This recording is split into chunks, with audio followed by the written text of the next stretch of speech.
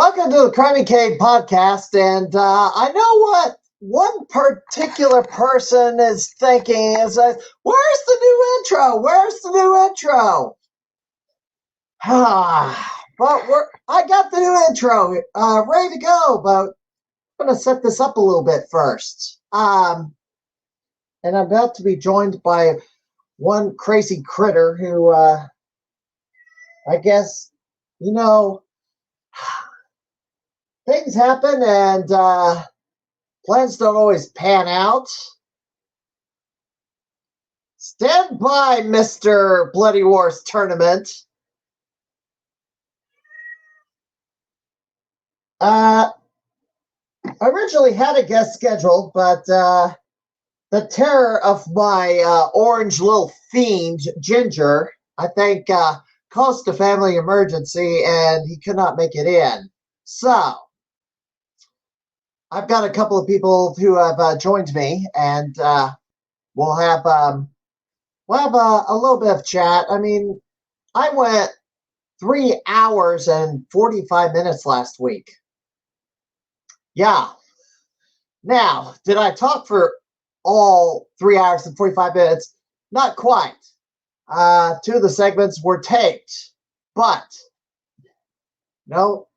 That was about the only way I could make it go that long.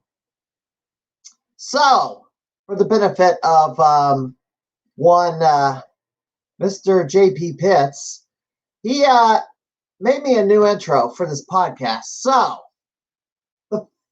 I've got multiple drafts, and I want to show you how it evolved from the first draft to the draft that I have now. Let's pull up the first draft. And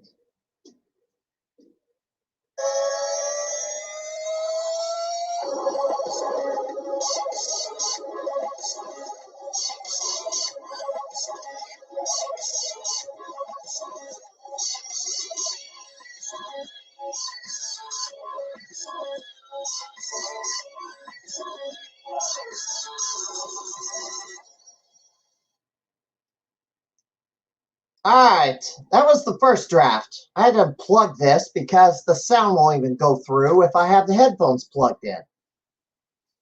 Well, maybe I can put this back in now. Now, we'll wait until I get my guests in here, then I can make sure that I have these things plugged in correctly. Here's the second draft.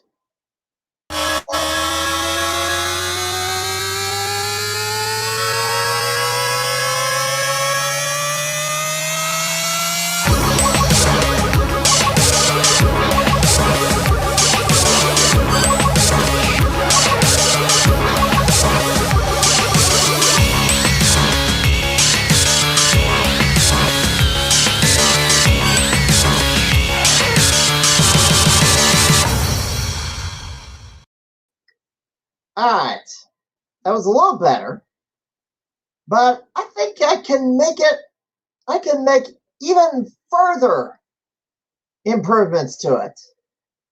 So here's my current draft. This is draft number 3. I don't think I'm entirely satisfied with it, but let's see how it looks.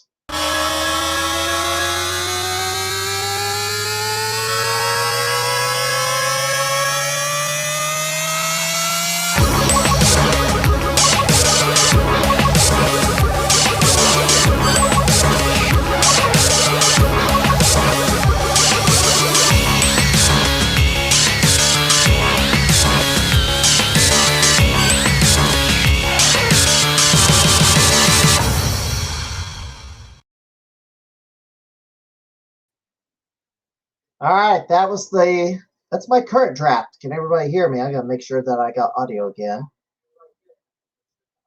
Oh, good, I got audio. Anyway, so that's the current draft.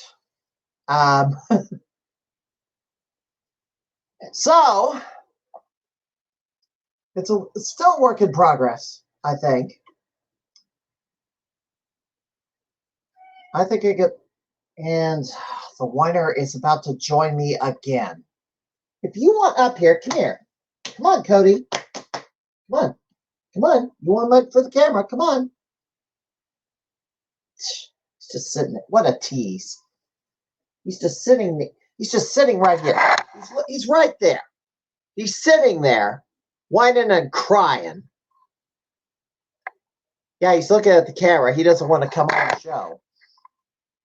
He wants to be the center of attention all the time, but now that I give him the opportunity to hop in my lap and mug for the camera, he turns it down. What an idiot. Yeah, now he's over there.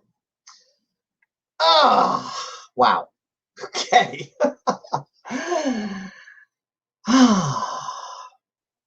All right. Oh, now he's going to come. No, he stopped. Right at the point when he's about to hop in my lap, he doesn't come up here. Anyway, well, I guess let's... So Chris Plackey couldn't make it. He had a bit of a family emergency. So crap happens. That's all that I can say. So let's do a little bit. So let me share a few things first. This is the high scores that have come through this week. So far, newcomer to the arcade, Hunter Strickland, got $35,000 on Crazy Taxi. KG, Chloe Gwen, $340K on Road Blaster, the Game 1000. Another newcomer, Ben Ritz, almost got $140,000 on Savage Quest. Andrew Owasco beat Chris Bulcher's score on Spinal Breakers, raising it higher than I thought. Oh, he did come, this idiot. He raised it higher than I thought it could be raised, so I guess he got super lucky with the bonuses. I don't know. 2.3 million, a little bit higher than Chris Bulcher's. Chloe Gwen also got over 400,000 on Operation Wolf 3. And Andrew Owasco got just beat Pete Hahn's score on Zero Wing with 578,000. Brad Bach was the Monday Mystery Game winner on Space Dungeon. That is the Monday Mystery Game with 38,000 points. And this is the final weekend for the big Summer Big Dog Tournament. This idiot is, gosh, what? And this goofball. Now he's taking a seat. What an idiot. This cat. Catherine Bosey has a slim lead over Ross Haggis for the Big Dog Summer Underground Retrocade Summer Big Dog Tournament. It ends on Labor Day weekend. I don't know what the prize is, by the way. Are they giving is it just bragging rights, or is there some sort of trophy or championship belt to the winner? I'm curious. Well, we'll have to see. The hostess of the Blade Wars tournament looks like she's going to win her win a major arcade tournament.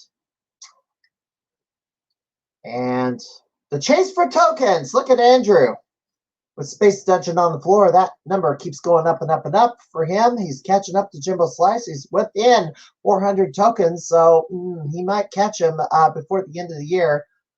Once I put in a score on Space Dungeon, I should get over the 7,000 point mark. And the leaderboard. We're off to the races. Oh, Cody.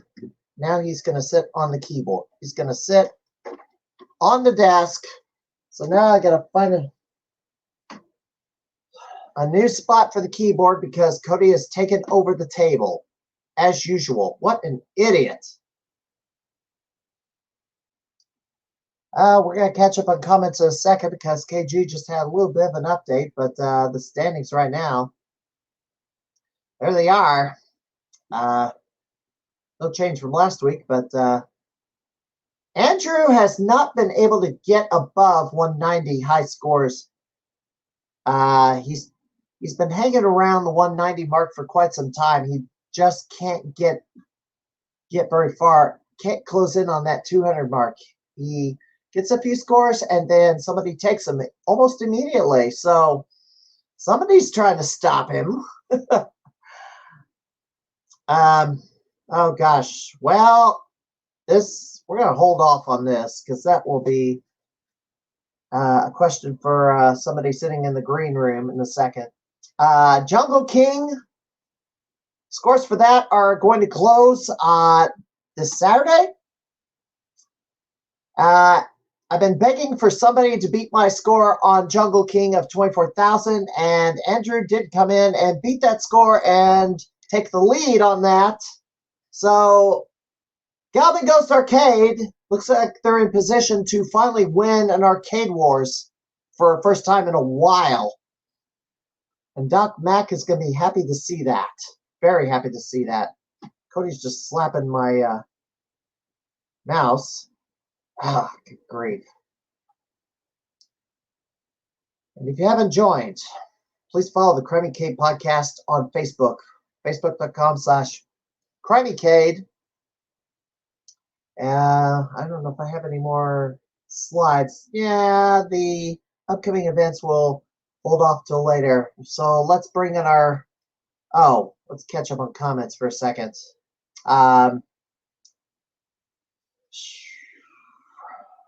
Chloe Gwen says the new world record is 532K.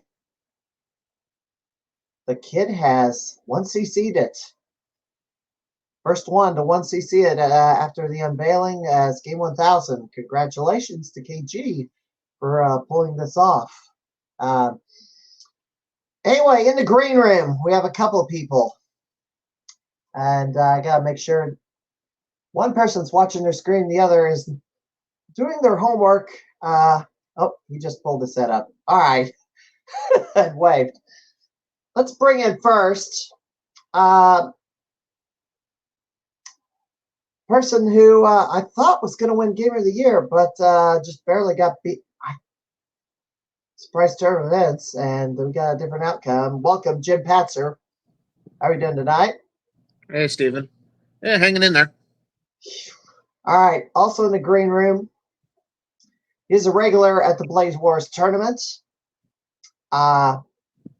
He doesn't hold the title currently, but I don't think it'll be long before he grabs it away from one in Cordova, who's the defending champion. Norbert Vale, welcome. Gentlemen, how are you doing tonight?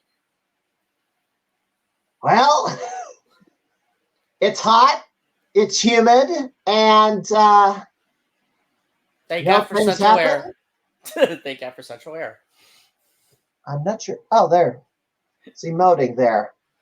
And I also said good game, Andrew, for thank you. The repeat guess. Yeah, I could have asked somebody new, but I want to prepare for them because, let's say I send a message to Pete Hahn. Well, I want to promote his appearance. I want to do it as a last minute replacement because that's somebody who hasn't been on the program and two-time Gamer of the Year, kind of very prominent in the local gaming community. And anybody else that hadn't been on the program, I want to have a little prep time for. But I want to thank you for coming in at the last minute. Yeah, it's no problem.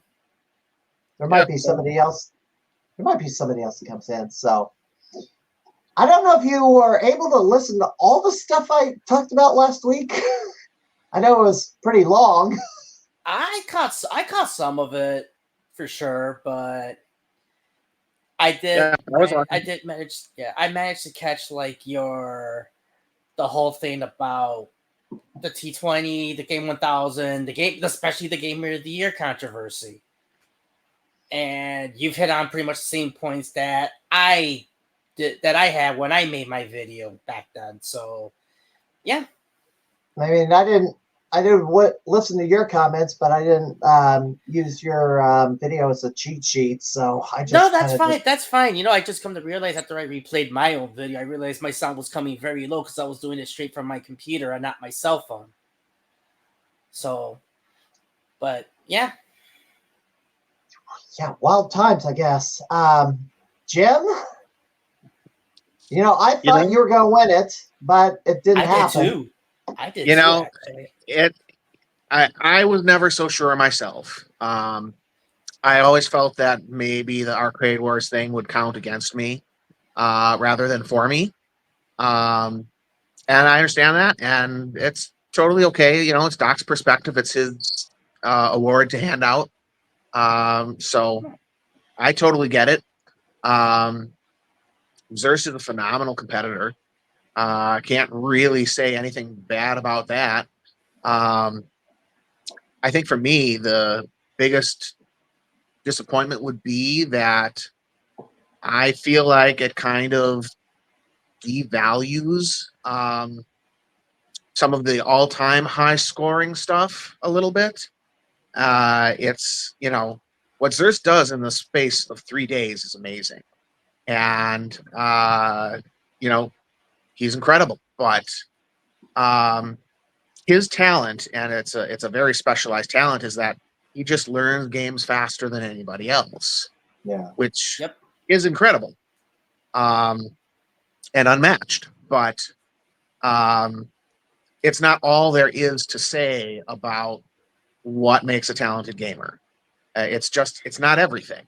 All of us and many others go to GGA year round and learn these games at the highest possible level, higher than even Xerxes can manage in a T20 in many cases, because he's only got 3 days and he's got to hit every game in that room.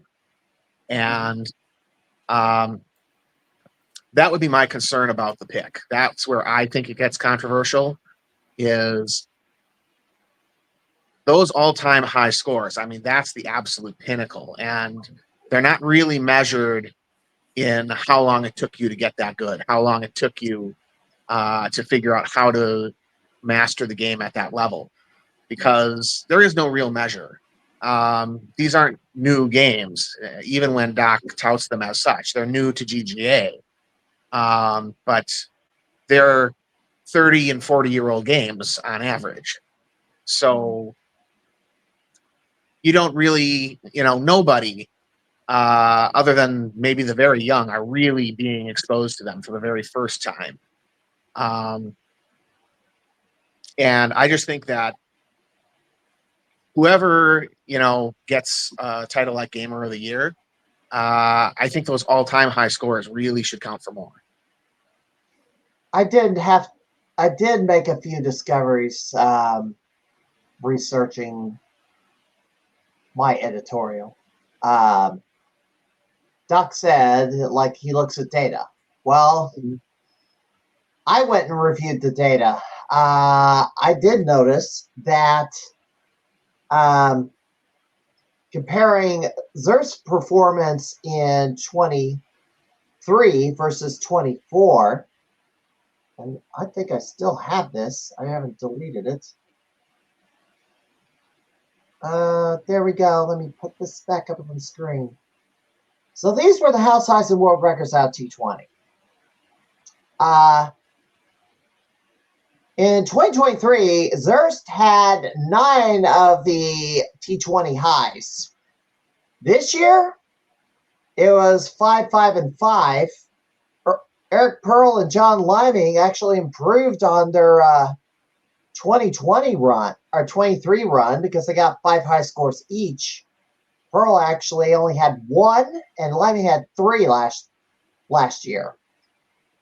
Grimm got, like, say, 3 of the highs, but he finished on second place. So Vithel only got 5 compared to 9, and then what did he do outside of T20? He got a couple of scores before he went into the tournament. Well, so did Pearl and so did Liming, so it was kind of a wash. So if it was, the principle is, for a repeat run as Gamer of the Year, you got to do something above and beyond the previous year. That got set aside. And the case actually was argued better for vacating the belt. That's what I'm seeing. What do you see? Yeah, I mean, I can kind of see that perspective. I don't know that, I don't really know what the official rules are per se, in regards to what a person's performance has to be like from one year to the next. I don't know if that's Doc's rule. I mean, I don't have the history to really know. Um, but if that's a rule he's, stood behind in the past, I mean, if he wants to change it, it's up to him. Yeah. I will say that, this year Zurst won 9 T20s, and last year he won 8 T20s. So he also won the very first and only T21. So I think it's a matter of perspective. So I think if you tried, you could make an argument that he outperformed himself, because every time he comes back and puts another tournament win under his belt, I mean, that's outperforming. Yeah. Could look at it that way. Norbert? Interesting take. Yeah. Oh. Now I will say, I feel like out of everybody, I feel like John Lyman got overlooked quite a bit in the lead up. And I think that maybe between the two of us, I think maybe he got overlooked a bit more, because if you put up his year-long record against mine last year, I feel like we were pretty neck and neck. And when it comes to T20, he just is better at T20 than I am. He's better in that format. And he only took fourth this year, but fourth is not a bad finish. He did that and put up the same number of house highs within the tournament as Zurst, and had a heck of a lot of other impressive performances throughout the year, including that massive 13-hour Galaga run. I think it was 13 hours, if I'm not mistaken. So, I'm quite surprised it didn't end up being him within the context that Doc said he was looking for. Yeah, I was kind of surprised he didn't finish in the top 3, but like I said, he got more house highs this year than he did the previous year. Still, but didn't get him in the winner's circle. They got rid of the side tournament, and I was disappointed with that, because it's like, how many ways do you have? The main tournament's always going to be dominated by a few certain people, and the side tournament's kind of a way for the others to shine. I mean, if there's never going to be, and I don't know how they're going to do T20 next year. They're talking about a team. So that's going to be interesting, because I think Doc said something about he was going to shake it up a bit, and supposedly there's going to be some changes regarding that. So I like to see what that is. He wanted to do like a team format, kind of like what he tried to do as the replacement for the 10X, but it just didn't pan out because people weren't available to come out to play on a certain day, and then things got rescheduled, and you ended up having to field 2 teams by who was there on that day. Oh, you're talking about the Commander Series from last year? Yes. Yeah. I somehow got roped into that last minute because it was held on a Monday. I was ready to leave, and I think Massey's was talking to me about, they're going to have the Commander Series like after the unveiling of Monday Mystery. Do you want to stick around for that? I'm like, but sure. It's not like I wish I was going to head home and whatnot. And yeah, I ended up being on Team Massey's, and we ended up almost wiping out Team Andrew. Massey's wanted me on his team. I tried to rearrange the schedule to make it work, but that was also at a time when I was changing jobs, and I got it switched once, but I was not going to press my luck by switching another time. It's like I show up at the arcade, and it's like, Oh, it got canceled. Like, I want Musty's on this podcast, but I don't know when he's available. Andrew says he does not like to do podcasts at all, and hasn't really done a real interview with Doc Mack. So that's going to be I think there's going to have to be the gamers at the arcade are going to have to twist his arms, I guess, to get him on convince him to come on the podcast, or any podcast for that matter. Norbert, what were your thoughts? Did you have anything to add about the Gamer of the Year decision? Well, I mean, I don't know if you caught the conversation with myself, JP, and Claudio, but Claudio actually made one excellent point. The title is called Gamer of the Year, not Gamer of the Weekend. Yeah, I did catch that. And I was like, I full blown agree with that. I mean, you know, like I said in my video, I got nothing against Xerxes, you know, congrats to him, whatnot. But I think winning T20 alone should not be grounds for Gamer of the Year. Well, the year that Chris Plackey took home Gamer of the Year, who was supposed to be here tonight, but he couldn't make it due to a family emergency. That season was the only one where 2 T20 tournaments were held in the same season. In the same season, it just happened to be the just after the anniversary in the month of September, and then the weekend before anniversary was another T20. Xerxes won them both. The questions were flying as to who should win Gamer of the Year, and it's like, Xerxes won T20 twice in the same season. Maybe this is the year that he should get it. It ended up going to Blocky. And that I got that confused with 2019 because I thought that it happened in 2019, not 2018.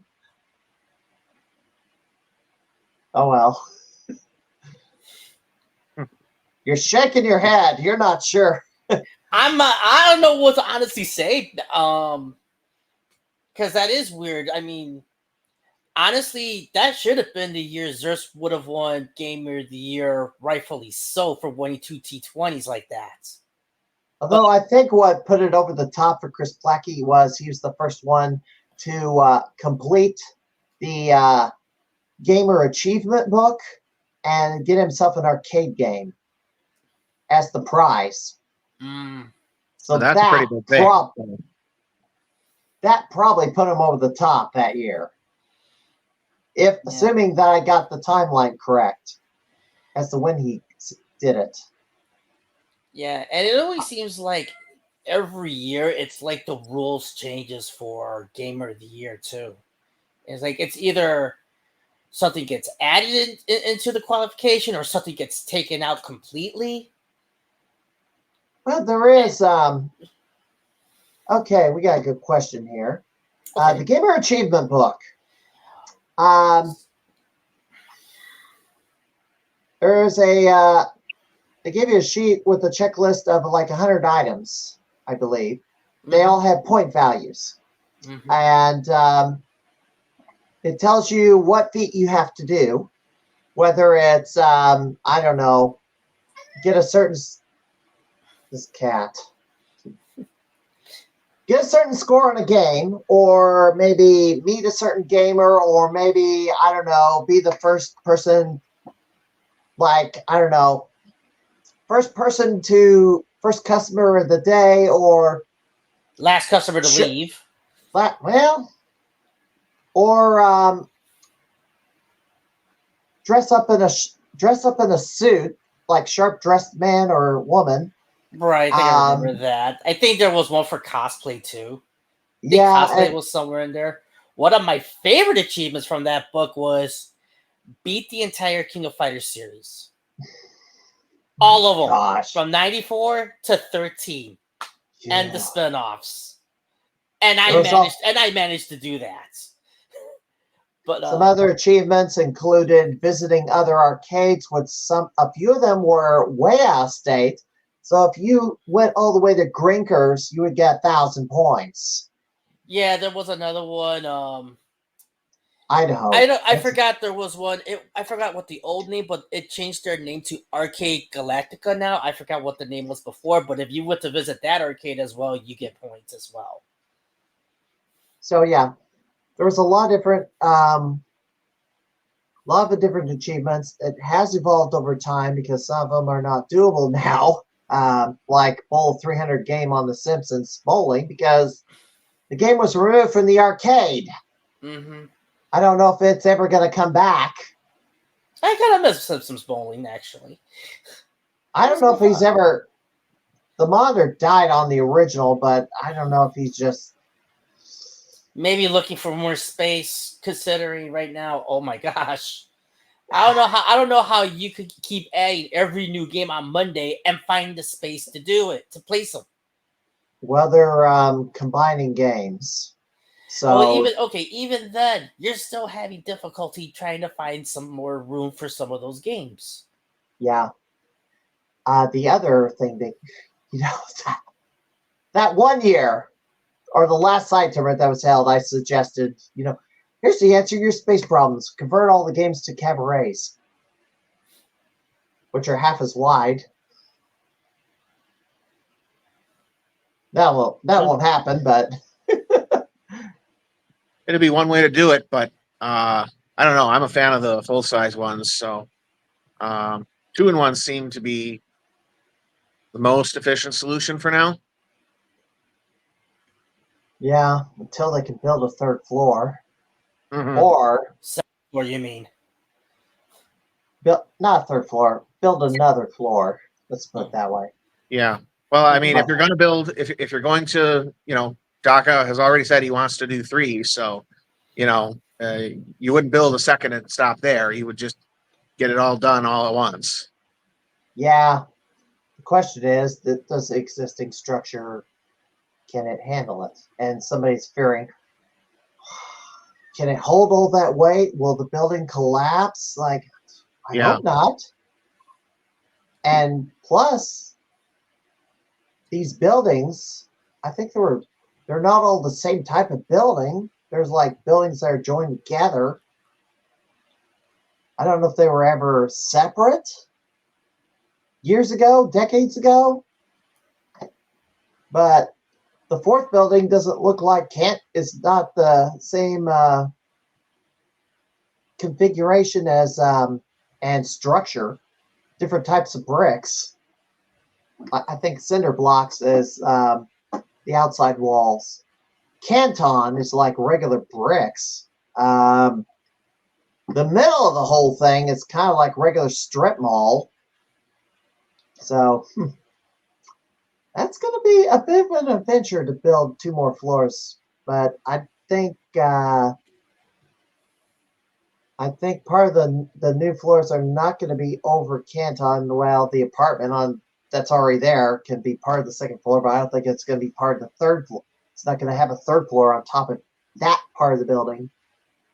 I don't know about the fourth. Oh.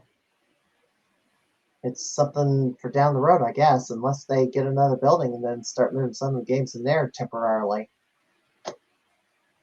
It could happen. I've been looking at the old Tony's site across the street, wondering if maybe Doc will buy that up. See that? Well, they need it for parking at least. I don't know what they're doing. I know a few blocks down. There's an empty CVS building that I think how much space that is. Also, that's vacant. So, but I think the square footage. I think that the square footage would be enough to move pinball over there to add a lot more games, but it wouldn't be for moving the arcade over because it's not as big as, I don't know, Walmart. The floor space of a Walmart, I think, would have to be that big for GGA to move to another move to a bigger building, but I don't know. Decent sized CVS. Well, depends on the square footage. I think the square footage in, yeah, not as big as you, yeah. Pinball would have to go in there if they wanted to expand pinball. Yeah, Right. that's the size. This is size CVS, not as big as GGA. There you go. Well, I guess I do have a guest for next week. I might as well just reveal it now. I don't know how long I was going to talk tonight. Oh gosh, let me throw this up there for a second. Jacob Graham will be on here next week, barring any, I don't know, hardships. Hey, just a heads up. That date, that's my birthday. Ah, okay. But I'll be in Minnesota, with Michelle, that day. But I might still be able to catch it. So he's in. If I'm not drunk. I feel like having a few drinks myself right now. Anyway, I don't blame you. I don't blame you. I thought he was from Canada. So apparently he lives in Arizona, which is why I have Mountain Standard Time / Pacific, because that's where he is. No, you said you thought he was from Canada? I thought he was part of Team Canada with Eric Pearl. With Pearl, oh. If I was wrong about that, I guess, I don't know. By the way, I had to rip that out of the awards video because that was the only picture I could get of him. Gotcha. What fun is that? So yeah. What fun. Well, let me ask you this. Any goals you got? Oh, I forgot. They did announce the next Bloody Wars game. Oh yeah. It's Marvel, baby. Marvel versus Capcom. Yeah, September 15th. Are you in? Yes. In fact, I just submitted my PTO for that day to be off. So yes, I will be there. Jim? Unfortunately, I'm still getting over this thing that I've got. There's no possible way I can be. I kind of would like to be, but I'll be at home watching the stream. Right now, it's iffy for me. I don't know if I'm going to be able to come up. We'll see. I'm needed somewhere on the 14th, unless I take the Monday off. I don't want to do a one-day trip again. I'm doing that tomorrow to the Coin State Fair.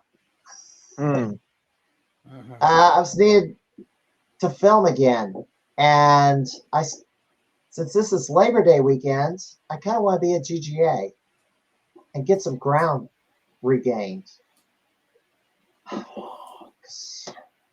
I mean, I'm off on Labor Day too, but I'm gonna spend that day packing.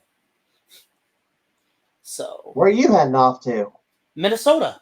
Oh, that's right. I'm going there for my birthday. Oh, speaking of GGA, so Brandon, Travis, and I had our best of 7 on Monday. He's right now. I hope it went better than my best of 7. So he's editing the video as we speak. I mean, if he's getting around to it, but yeah, we actually played 7 games, and I won 4-2. No, 5-2. Oh, I won 5-2. I didn't know if you wanted to put out a spoiler or not, but I guess you already did. So I mean, you spoiled it. My best of 7 went 4-1, and plus, I think part of the problem. I just won't say which. I won't say which ones that he won. That you'll have to watch it.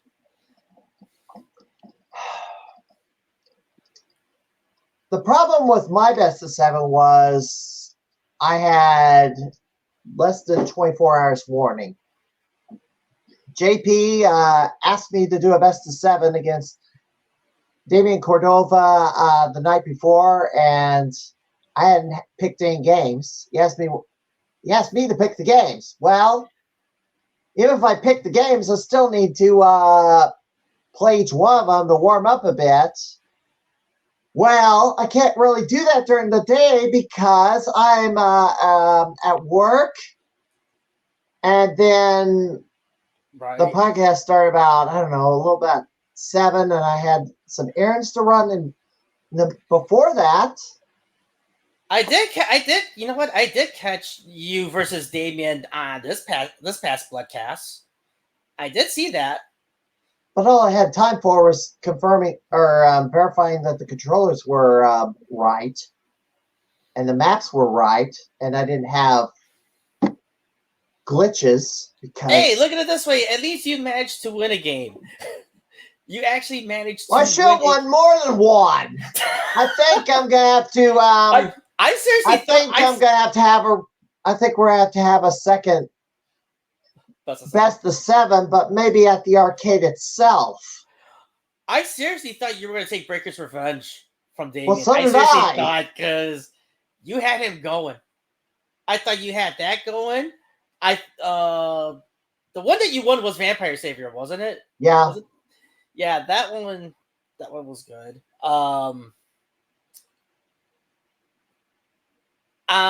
You guys did not play Third Strike, right? I forgot. That was not drawn, and neither was Mortal Kombat 3 Ultimate. Mm-hmm. Yeah, because I just jumped into the chat like on the tail end because I was gonna be on a little sooner, but I had a crazy situation going on at my department that needed my attention. Yeah, the problem with not having the time to warm up is like doing the controller inputs to activate the specials, like the tag team attack in Marvel vs. Capcom, which I couldn't get to fire. Mm-hmm. Other specials didn't want to fire. They only wanted to fire like some of the time, but they didn't want to activate every time, which is so frustrating. That's why I don't like playing fighting games so much in the tournament situation.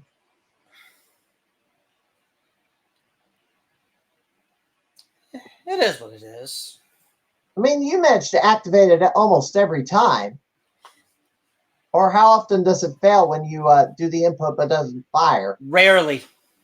So what am I doing wrong? Am I panicking? Yes, I was just gonna say, yeah, you're kind of like freaking out half the time. It's like, dude, relax. If you're button mashing like hell doing this, like, I guarantee you it will fail you the majority of the time. Something like, yeah, just like relax, just go with the motion, go with the motion, go with the motion, go with the flow. Like that's how I've been doing it since the days of Street Fighter 2. Yeah, remember I've been playing fighting games since early 90s, late 80s, early 90s. So I'm used to stuff like this. I don't know. I like playing the computer, and that's like, it's something. I do too. The computer seems to block everything. I don't know. Like I said, I do too. Here's a little fun known fact too. Actually, with this upcoming Bloody Wars, originally it was supposed to be Marvel vs. Capcom 2. I don't know why JP changed it. I think I might know why, actually, and this is just my guess. The machine that they got at Galloping, they don't have all the characters unlocked. They used to at one point, but I think something might have happened where they had to change out the GD-ROM or something like that, and all the data got wiped. Isn't there like a modder issue with it too? Excuse me? Isn't there like a modder issue too with a bad burn-in? That's the other part, but a long time ago, again, it was down for like months because they had to change out again the GD-ROM that's inside the the cabinet itself to replace the game. But when they did that, I guess, like I said, the memory got wiped, and now all the characters are back to being locked again. So you're back with a default roster. And it takes an awfully long time to get a full 52-man roster on there. There is a code you can do to unlock them all, but it involves going into the BIOS, and they don't want to open up the coin slot to do that. Can't do a controller input on the start screen? It involves that, but you have to be in the BIOS to do it. Oh boy. Was that the cabinet that was they couldn't move it because the bottom was kind of like rotted or something? That I don't know. I was not aware of that. I have no idea. Jim, you were about to say something. I was just going to say it makes sense to me to do Marvel vs. Capcom 1 before Marvel vs. Capcom 2 anyways. So... And that is true. That is also true. Plus, I'm going to assume JP, I think, made a ruling that hidden characters are banned from the tournament as well. Because I mean, if he banned the hidden characters from our best of 7, I'm pretty sure he's going to do that for the Bloody Wars tournament as well. I don't even know what hidden characters there are. So there are 6 hidden characters: 3 from Marvel, 3 from Capcom. And they're like super overpowered, and some are overpowered like hell. We got a Bloody Wars fight behind me. But yeah, like if you look up YouTube, just type in Marvel vs. Capcom hidden characters, you'll see them in action. And why JP banned them. I don't know. Okay. But yeah. All right. Well, where should we go next? Because this is kind of just random tonight. Oh, I guess I should ask about headlines. So there's been the continuing controversy about, DEI being injected into video games. Yesterday, the article came out that Japanese developer Bandai Namco says they're going to implement DEI after learning about from Western developers or something. This on the heels of the release of Concord and Dustborn, pretty much releasing Dead on Arrival, because the number of people playing those two games is not very many. It's like a few hundred at most. And other games have been... Sony apparently has lost $200 million on Concord. You think you'd play those? Or you I gotta be honest, I never even heard of Concord until the headline about it just now came out. I had no idea what it was. I still have no idea what it is. So no interest. Same here. I am sitting right across from my PS5. I mean, I bought one at launch, just based on my past experience with the PlayStation brand. Quickly found there was really nothing, very little out for it that I wanted to play. And if the reports about how much these things cost to make are in any way, shape, or form true, Sony's probably lost money on selling this thing to me because I haven't bought that many games. I'm kind of in the same boat. I got a PS5 that's sitting in front of me too, hook it up to my PC because I tend to stream stuff off of it. But I haven't really touched my PS5 in like a long while, and I got Tekken 8 on it. I got Tekken 8 for it, and I mean, even I don't play it that much. I mean, I spend most of my time playing on my PC. Now I'm playing Street Fighter 6 just to prep up for the November edition of the Bloody Wars tournament for Street Fighter 6. So I'm playing that on and off, and now that I'm also back in school, that's where my attention's kind of being more focused on. A kind of an interesting stat is the PS4 is far more popular than PS5 still. It is. People are clinging to the PS4 like crazy. And I still got my PS4 in our master bedroom right now because it's being used as a Blu-ray player. Oh, that reminds me. I finally got a Blu-ray player at auction. I had bought the documentary Tokens and Taverns, and I didn't even think of bringing that up because I was like in the midst of all the, because I wasn't going to originally bring it up with the interview with Chris Blackie, but I finally got to see that documentary. Did you guys ever see it? I've never even heard of it. Heard of it, but never saw it. They've been selling the documentary at the last couple of conventions.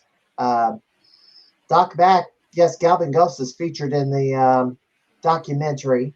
Doc was interviewed.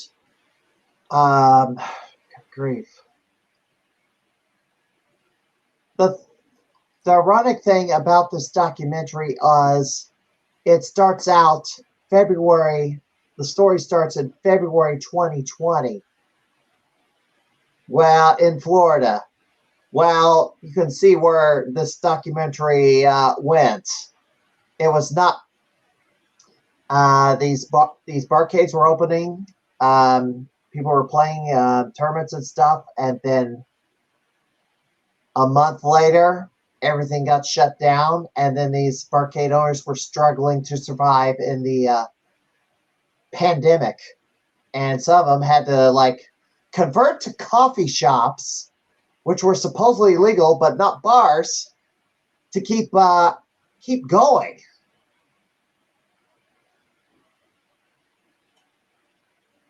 Interesting. Okay.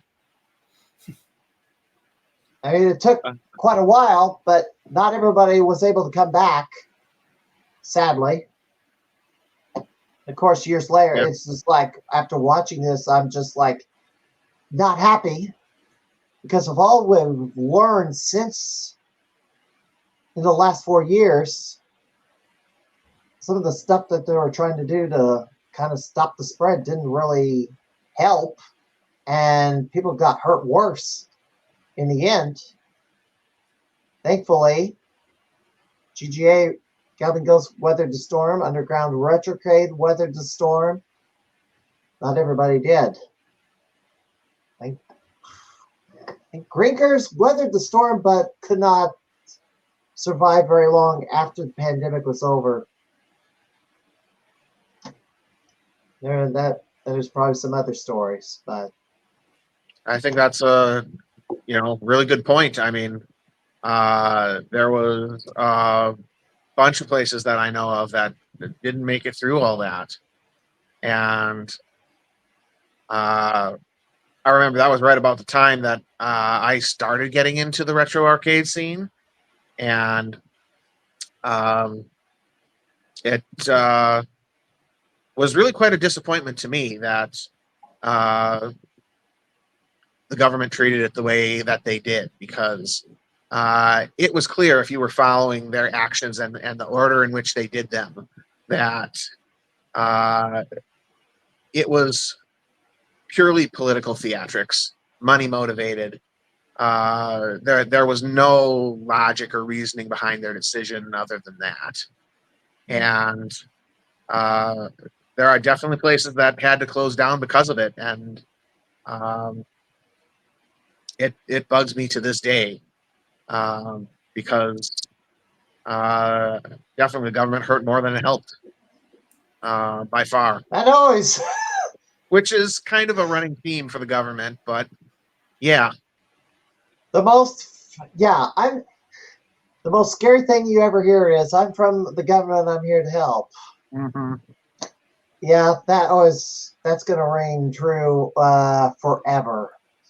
Doesn't matter who the government is. Doesn't matter party levels. Quite frankly, getting back to what we were just talking about with the PS5, I mean, I think that's a huge reason why people are clinging to their PS4s is people are looking at where they are financially these last few years. And it's, they're asking themselves, well, do I really need that PS5? What does PS5 have? What am I going to buy that makes it worth what Sony's asking for it? Well, they're also go finish. They're still charging, the same price that they were at launch. There is not a lot of storage on there. I mean, I had to put a 2 terabyte drive in mine just so I wouldn't have to keep I had to do the same for mine all too. the time. And it's like, you buy it off the shelf and it's not even a complete unit, really. And wow. Yeah, you can use it, but you have to go to a lot of trouble. And that's true whether you stick to discs or digital these days, because you have to install everything to the console, even if you've got the disc copy. So either way, you're going to be sucking up that hard drive space in a flash. It's also nice, like if you have a PS4, like if you have a PS5, you want to play your PS4, and you have an external hard drive, you could use that to plug up to your PS5, because that's what I've done as well. Because I still got a bunch of PS4 games I still need to stream, but like I said, I could just hook that up to my PS5, and instead of going to the main storage, it just takes it straight from the external hard drive. That's the other thing. My biggest sorry, don't mean to cut you off, but I also have one other big gripe with the PS5, and apparently this is for Xbox as well. If you have a game that you put on your backup hard drive, it will not read or play anything off the other hard drive. You got to move that game from that hard drive to your main drive just to play it. And then if you want to make room, then you have to swap the games around just to play the games that you want. But like I said, this is also on Xbox, and that drives me nuts. It's also in competition with Steam. I mean, you have a PC and you can download whatever games you want. You don't actually have to have a PS5 or an Xbox One. No, I mean, I got Steam on my PC. Yep. But the other, gosh, another headline the last few weeks. Go ahead, Jim, before I bring it up. I was going to just say, it just depends on the games you're into. It's like Sony's got its share of exclusive titles that aren't on Steam, or at least, the really top. They've actually kind of made a move into that market now. But the really top tier AAA stuff will, remain PS5 exclusive for years to come. But again, people are asking themselves the question, well, do I really need this game? Do I really need this console? Is what I have good enough? Is it worth the exclusive, basically? Yeah. Yeah. So another headline in the last few weeks, the entire Xbox 360 library got taken offline, or at least supposedly taken offline. So if you wanted to buy Xbox 360 games digitally, you can't, or at least supposedly you can't right now. Can't anymore, no. And that added a whole slew of games to the delistedgames.com directory, which now screams at you, this is why we need physical media. Your thoughts? Yeah, that's exactly it. I mean, as far as I'm concerned, the Xbox 360 has been a dead console for years. It would probably come as no surprise to either of you to find out that my favorite thing about the Xbox 360 was the short-lived Xbox. I forget exactly what they called it, but it was the Xbox Live indie marketplace or something like that, where they allowed small-time developers to publish almost anything and everything on the Xbox 360. And these were these were short form experiences. These were the kinds of things that would appeal to people who like classic arcade games and enjoy those games that maybe only last a few minutes, but are a very tightly crafted few minutes versus a narrative that unfolds after hours and hours and hours of grinding.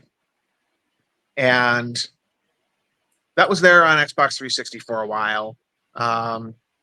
And I don't really know what the reasoning was, but they pulled the plug on that faster than anything else. And when it was gone, it was gone. So, but absolutely, it underscores the need for any kind of permanent retention of titles. I mean, I'm of the mindset that digital could be better. It should be better, but it isn't because there isn't enough money in it for the people who would bear the responsibility of maintaining it. I mean, this is Microsoft we're talking about. They're not some small-time operation. Nobody needs to feel sorry for them. Nobody needs to be asking, gee, how could Microsoft ever possibly continue maintaining all this stuff forever? They're Microsoft. It always gets lost in the conversation that they're Microsoft. There's not really any reasonable reason why they can't just keep this stuff up. And I'm battling Microsoft every day back for pretty much Office problems, Windows problems. Mm-hmm. I would be 100% on the digital train if the people who were trying to get everyone to buy or rent digital software were doing it right. And they refuse to. They see this all as very impermanent. They don't care about maintaining it. What little bit they give us, we've had to fight for.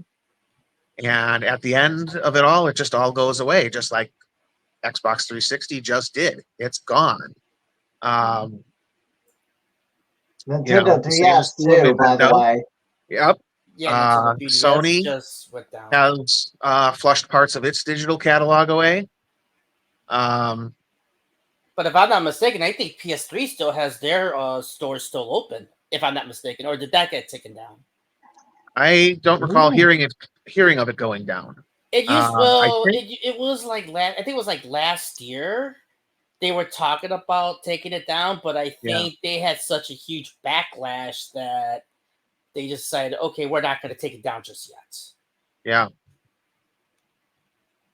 But that was the last I've heard. I haven't booted up my PS3 in a long time, so I have a PS3 that I need to test that I bought at auction, but I have to get cords. I play with my PS3 every once in a while. I usually take it over to my mom's house. I play with my older siblings. We always play Fight Night on Christmas Eve. Yeah. I just gotta hook it up and make sure it boots up and it can read discs. But I don't know if it can. Because it's just kind of like buy it blind at auction.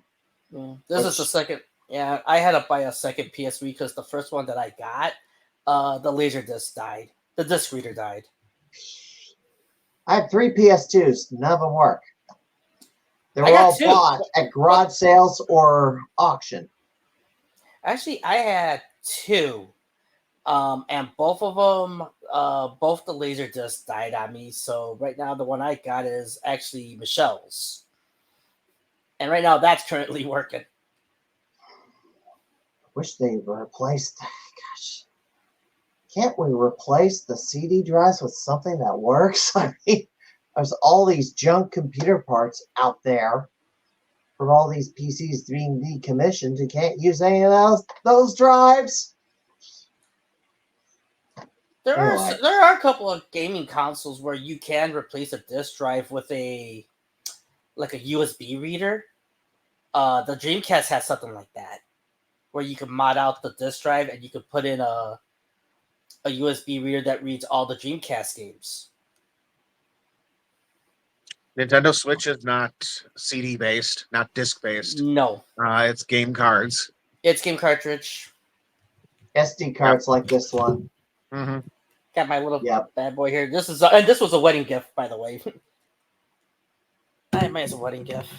But no, my Wii is modded. That one, like you don't have to do any physical modding to it, but there's a software hack you could use to boot up homebrew. Yeah, the homebrew channel. That's something I know it exists. I just never tried to put it on. The hacked levels of New Super Mario Brothers Wii, I would like to have played, and customized levels Smash Bros. Would have been interesting to play. Of course, it takes some setup time and a little hacker know-how. I mean, I could do the instructions, but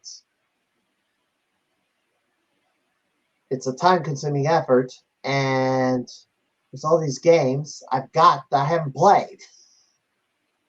It's a pretty common problem. It is. And now that with the yearly pass that comes and goes, there's still tons of games at that arcade I've never touched. I know they're there. I haven't played them. Or at least put a score in all of them, but I think there's several games I haven't even ever played. I know what they are. Just not interested in the title, or at least I've not been motivated to play it. Unless it comes up in a hardcore match. Yeah, speaking of, so apparently the hardcore title hasn't really been defended in quite a while. Yeah, because every time I go in, and I only go in every other Monday, it's like that belt's never, like, whoever supposedly is the champion, never shows up. I know it was active a couple of weeks ago when I was up there for anniversary. I held the belt temporarily, but lost it after a couple of defenses. And I don't know what happened to it after that. JP was supposed to play me against, what was it? Iron Man, that truck racing game, dirt truck racing game. He couldn't, said there was no scoring. Super Off-Road. Super Off-Road. Said there's no scoring in it. Super Off-Road. I think we should have just played a versus on that one, and whoever won. But then he had just he had to go, so he forfeited the belt to me. But right now, I don't know who asked. He did that to me a while back during our hardcore match as well. I think it was Shock Troopers for the Neo Geo. And I guess after I finished playing, he's like, you know what? I got to get going. Here, take the belt. You would, and something like that. And he just took off to go to pinball because he had to open for that. All right. I should fire a message, see if I can get his attention. No, he's not online. I was going to ask him who has the belt, if anybody's got the belt. Oh, good grief. I just saw something on Facebook that's ridiculous. If you're a pro wrestling promoter and you promote your shows, apparently Facebook doesn't know the difference between a person who's out to commit, threatening other people, bullying or whatever, and basically a wrestling storyline or promoting a wrestling show, apparently, and they restricted a wrestling promoter for, community violations, which was dumb cluck zuck. Strikes again. Yeah, it says, the wrestling posts are dangerous and sexual, and my account has been restricted. Are you out of your mind? They're promoting a wrestling show. They're going to go to the state fair, which I'm having to run down to the coin tomorrow, and he can't promote it because dumb cluck zuck thinks they're violating rules or something. sorry I got on a little tangent, but this is random. This is a random show tonight. That's another thing. I'm surprised. The posts about Blade Warfare, we haven't got deemed by Facebook for those. It could still happen. Let's try not to get Josh canceled, okay? Let's try not. Let's not do that. It's not about getting him canceled. It's about getting him banned or suspended. Banned, canceled, kind of almost the same thing. I don't even like the grammar usage of canceled. I never subscribed to that, but I don't know. Anything else of interest that caught your attention lately in the gaming scene or in general? Well, so I don't know if you guys have remembered a month and a half when Capcom announced they were releasing the Marvel vs. Capcom collection. A couple of days ago, they just announced Capcom Fighting Collection 2, not with all the SNK games added into it.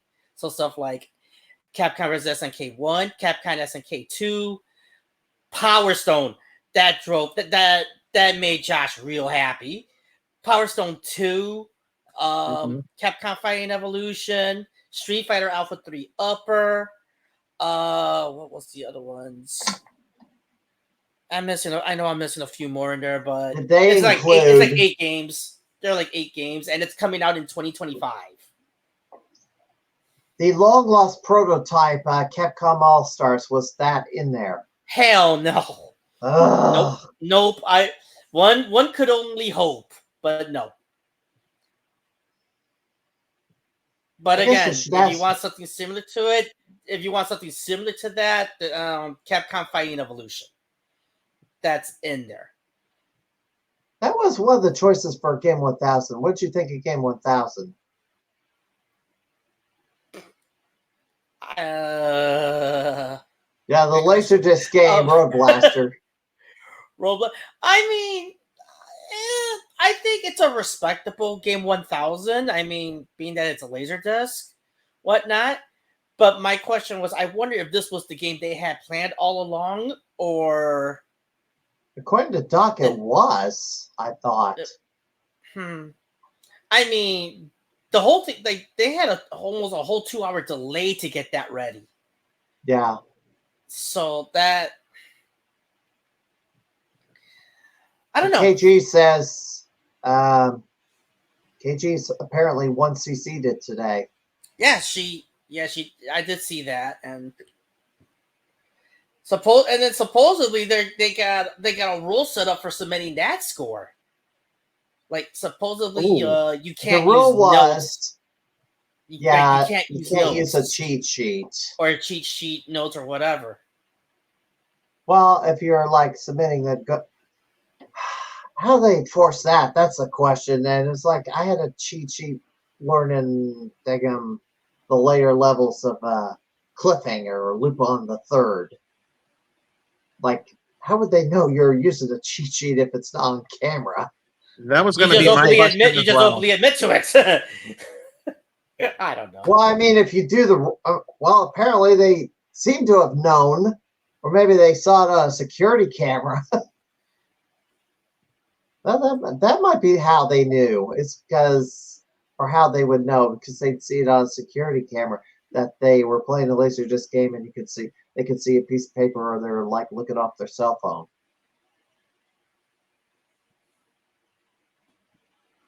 That would be one way, but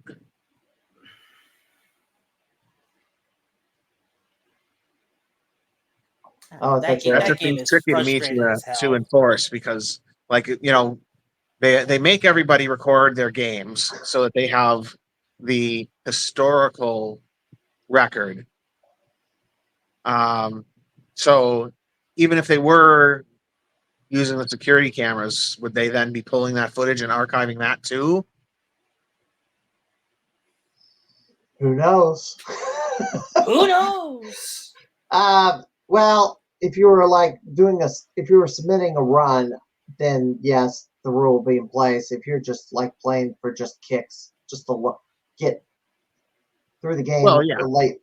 I mean, obviously, it would only apply to house highs and world records.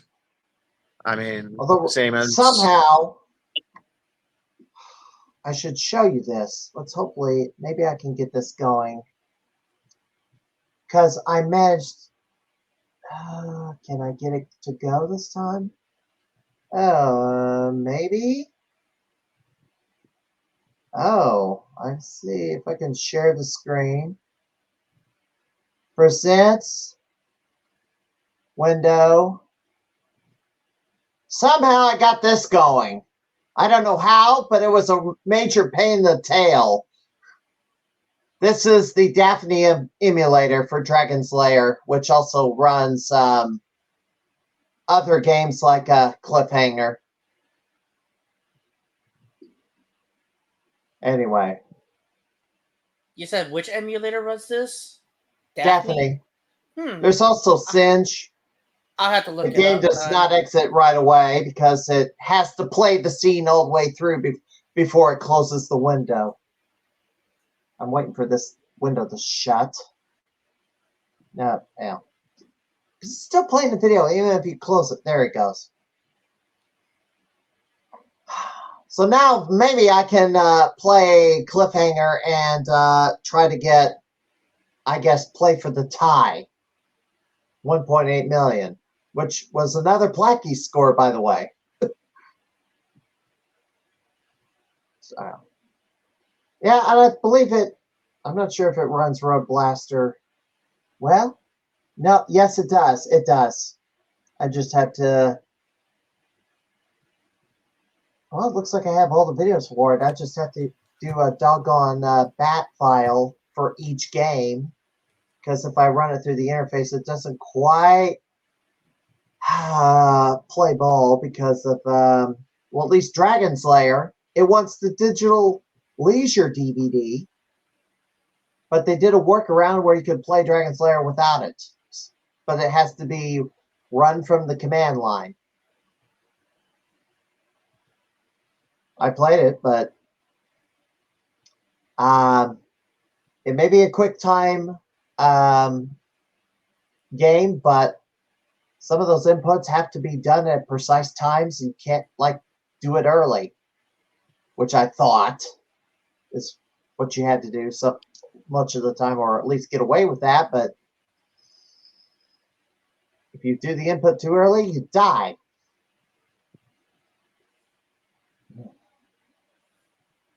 And KG says Road Blaster is awesome. So, well, anything else, gentlemen? Anything else you want to talk about, or? No, I know Norbert knows about this. I don't know if you've had a chance to check it out yet, Stephen, but NBA Superstars is out in arcades, at least round ones. Round one does. I heard about it. I posted a picture on it. I even tag Tim Ketchrold, who does the voice for the NBA Jam games, because he did the voice for NBA Superstars. I did hear about it. I haven't seen it yet. I probably will at some point, but too bad you don't. I mean, too bad you don't have a round one near you. We had one. That's a in thing. Peoria, right? The one in Peoria shut down. Now, apparently, we're going to get something at its place called Tilted 10, which is there's one of those places in Rockford. So Peoria's going to get that in its place, supposedly. Okay. I don't know when, but it's pretty much a similar operation. Maybe not so many Japanese games of sorts, but has the same stuff. So who knows?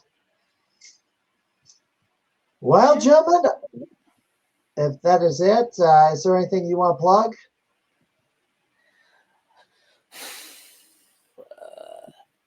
No, I got nothing to plug. All right. Same here, except for, again, being that next week Thursday is my birthday. But that's about it. All right. You sure you don't want to go a few rounds in Breaker's Revenge? There's a cat in my lap right now, and I'd have to, gosh, I'd have to hook everything up for that to happen. Yeah. Don't worry about it. We'll do it. We'll do it at some point. Yeah. Maybe it's maybe fine. a blood cast. Well, yeah, too bad. Like I said, I mean, Tuesday I'll probably be on the bloodcast, but on location, so I won't have all my stuff with me. But yeah, I think what I'll probably just do is I'm gonna go back to my schoolwork now, and I also gotta start packing tomorrow because I gotta work Saturday and Sunday. All right, gentlemen. Thank you for joining me tonight, and hope to see you around the arcade soon. Yeah, I mean, I think the next time I'll show up, the Galloping Ghost would be the Bloody Wars tournament anyway. So, all right. Well, all right. I'm gonna try to get in this weekend. I should be able to.